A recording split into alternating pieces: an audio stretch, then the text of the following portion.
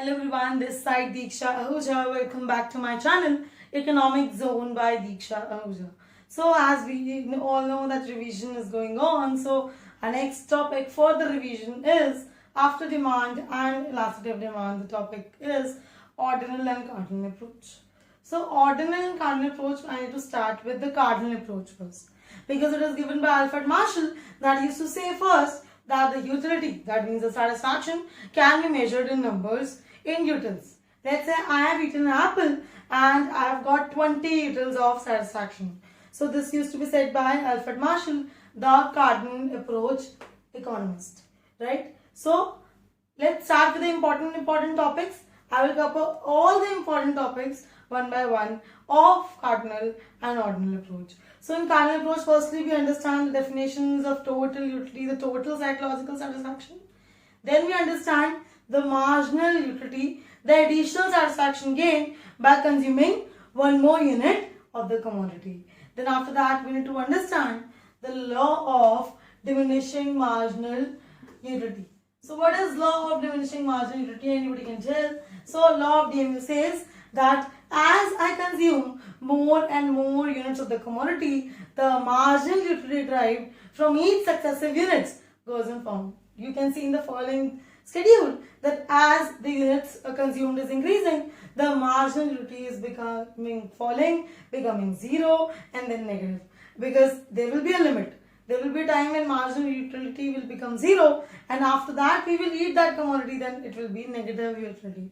So this is known as law of diminishing marginal utility. Jitna zyada hum khayenge, the satisfaction goes on falling. And hereby we relates it to the relationship between TU and MU. From this schedule only we can get you to know that what is the relation between total utility and marginal utility. You can have a look that MU is falling and TU is increasing at diminishing rate. Then MU is becoming zero and TU is maximum. Then after that, if I consume more, then marginal utility will become negative and TU starts falling. And the same thing you can see in the diagram also, that TU is first increasing and diminishing rate, becoming maximum and then falling, and marginal utility is falling, becoming zero and then negative. Okay, so this was the relationship between TU and MU. Then we need to understand the consumer's equilibrium. When the consumer will be in equilibrium? The consumer will be in equilibrium when the consumer is spending his entire income on different goods and services. In such a manner he gets maximum satisfaction. That means he is on the position where he is getting maximum satisfaction. So let's start up with both the cases. We are having one commodity case and two commodity case. So one commodity case says that the consumer will attain equilibrium at a point. Two conditions to be remembered. For second is law of DMU should hold for one commodity also and for two commodities also. Law of DMU hold karna chahiye. That means as I consume more and more, the marginal utility should fall.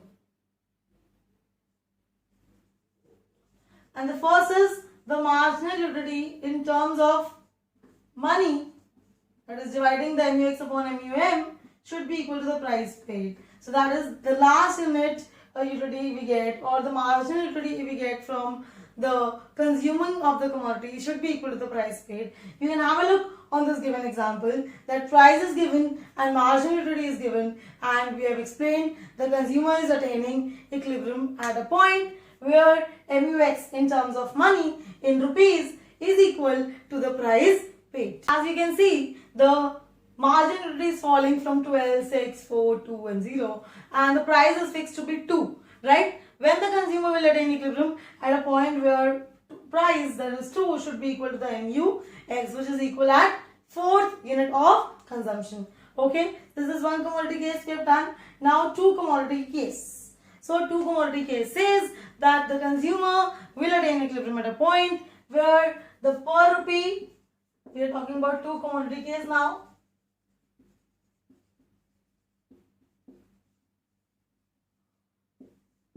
Where per rupee marginal utility from X, that is MUX upon PX, should be equal to MUY upon PY should be equals to marginal utility in terms of, and so basically this is the logic that marginal utility in terms of money of MUX should be equal to MUY upon PY. So basically we are saying per rupee MUX should be equal to per rupee MUY. So what can take place when it is not in equilibrium? Then क्या होगा? There can be two cases.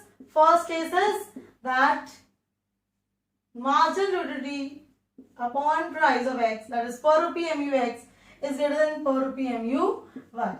What will happen in this case? In this case, I am saying that I like more of X and less of Y, because always I am willing to transfer rupees from money from Y to X. So in this case, I will consume more of X and less of Y until we reach equilibrium.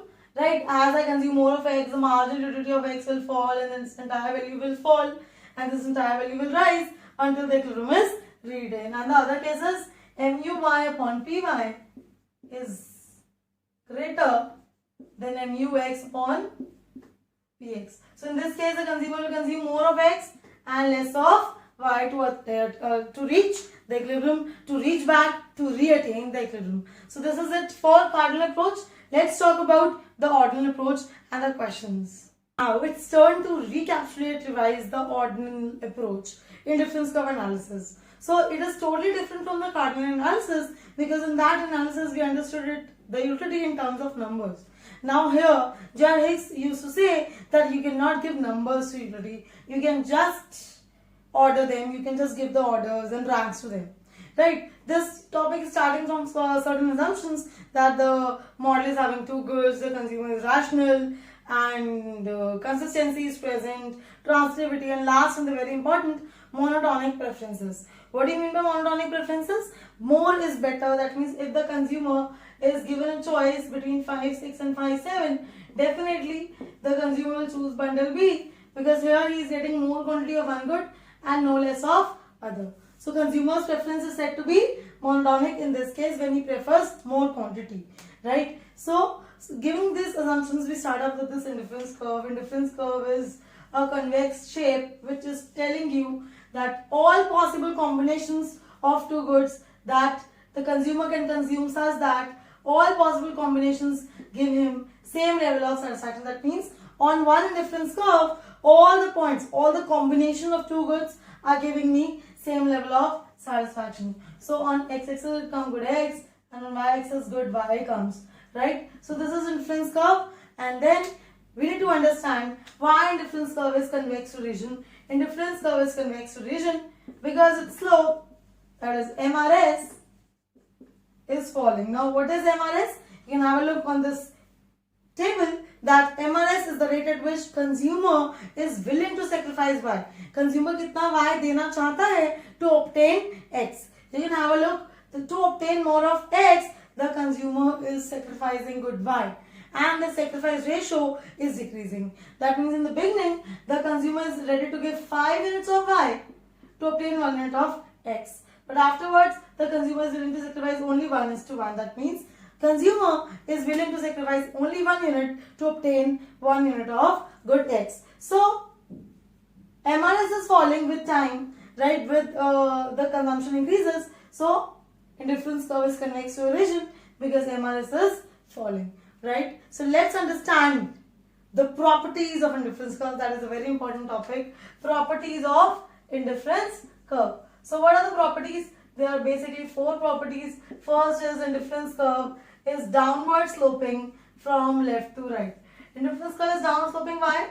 Because to consume more of one good, the consumer has to sacrifice some units of other good to remain at same satisfaction level, right? We need to increase the one good and decrease the other good.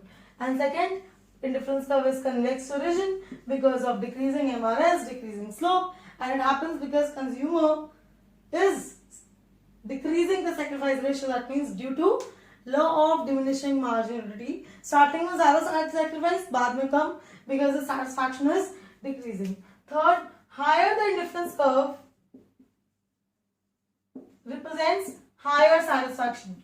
That means जितना ज़्यादा above होगा, rightwards होगा indifference curve, higher the satisfaction will take place. Why so? Because higher the indifference curve represents more quantity of both the goods. Let's say this is 2, 2 and this is 4, 4. So it represents more. Higher the indifference curve represents higher satisfaction because of monotonic preference. More quantity means more satisfaction. And the fourth one says two indifference curve never intersect each other. दो indifference curve कभी भी intersect नहीं करते हैं. Why so?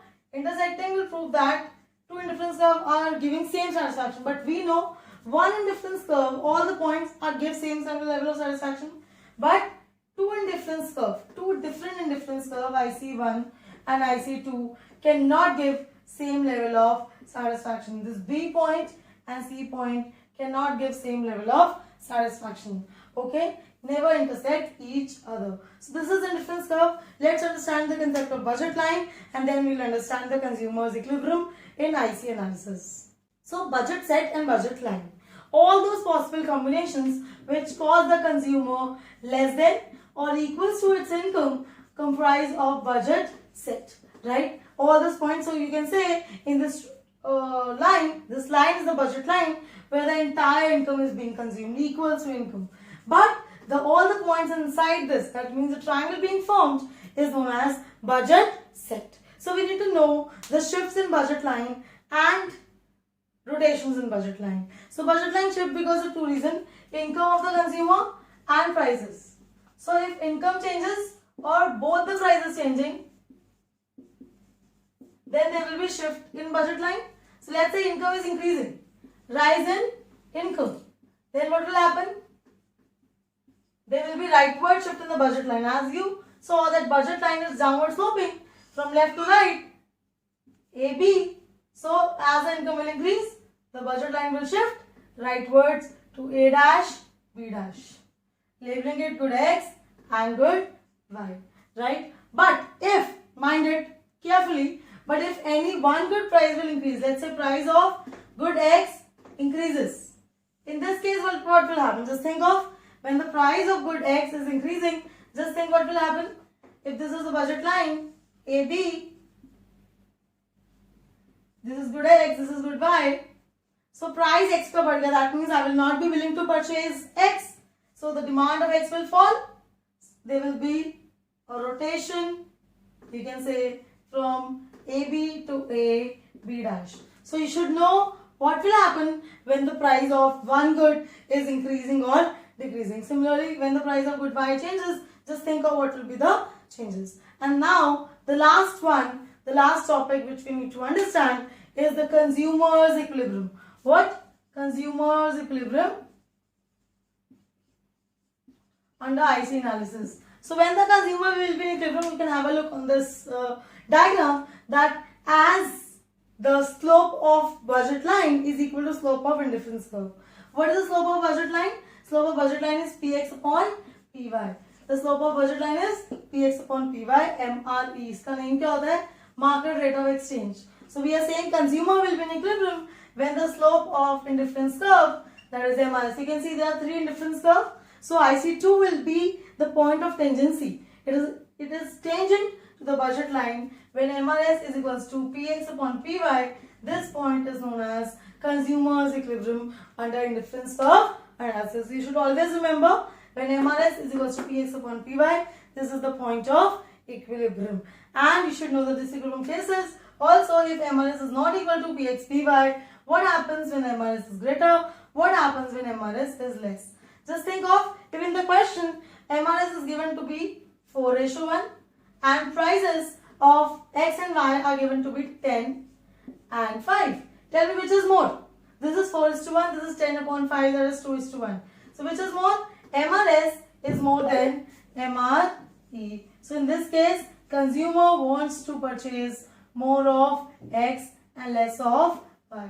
So you should know the treatments also in the disequilibrium cases also. This is it. We have done the total revision of cardinal and ordinal approach important parts. So I hope this video is workful and useful for you. Till then, bye bye. See ya.